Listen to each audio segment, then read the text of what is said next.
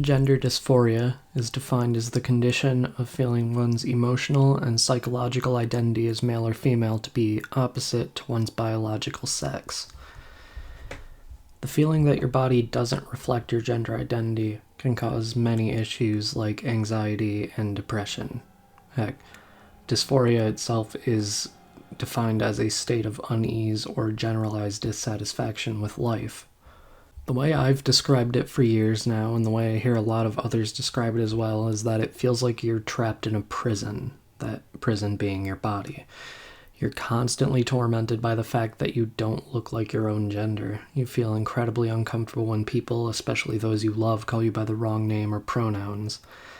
When I first had these feelings, I went out of my way to overly assert myself as feminine because I felt like being myself just wouldn't cut it, and that I needed to prove something for whatever reason. I didn't, though.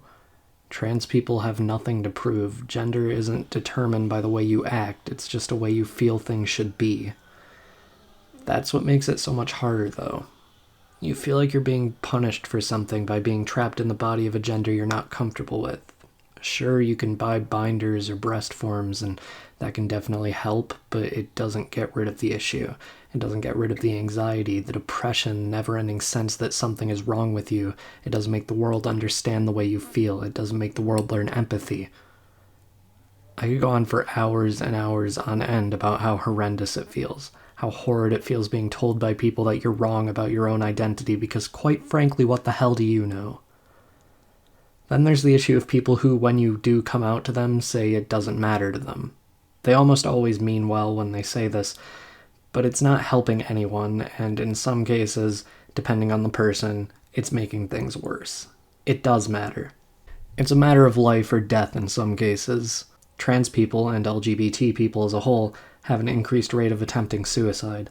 There's not clear data on exactly what percentage of trans people do, because in so many cases they're hiding out of fear of being rejected by their friends or family, or in many places around the world being punished with jail time or even put to death by their own government. Even in people who wouldn't attempt suicide, though, it matters a hell of a lot more to them than you know. Being dismissive of trans people when they come out to you isn't making them think, oh, thank God, they just don't care. It just makes them feel worse about coming out in the first place, and that's not helping anybody. I couldn't care less what somebody's religion or other beliefs say about gender identity. Even if you think it's all a load of bullshit, the least you can do is pretend to care. Call people by the correct name and pronouns because it's polite. Calling somebody by the wrong name when you know they don't like it isn't just sticking to your beliefs, it's being an asshole.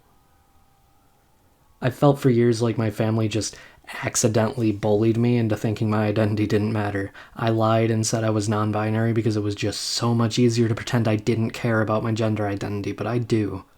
I hope this video can at least help somebody understand what gender dysphoria is like, because it's not easy.